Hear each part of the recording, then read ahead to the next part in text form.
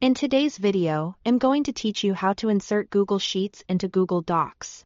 If you want to place spreadsheet data into a document while keeping it neat and easy to update, this is a very useful feature.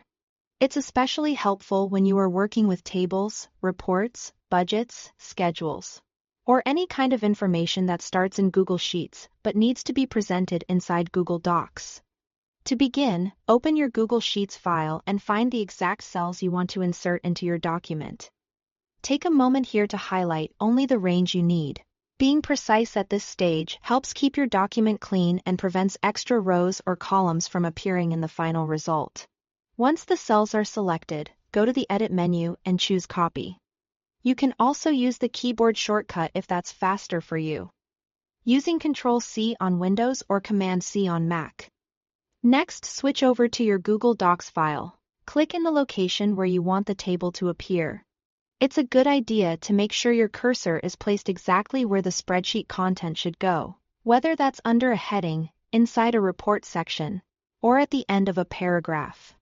This will help the table appear in the right spot without disrupting the layout of the rest of your document. Once your cursor is in place, go to the Edit menu and select Paste. You can also use the keyboard shortcut Ctrl+V on Windows or Command+V on Mac. After you do that, a pop-up window will appear, giving you an important option for how the data should be inserted. In that pop-up, choose Link to Spreadsheet, and then click Paste.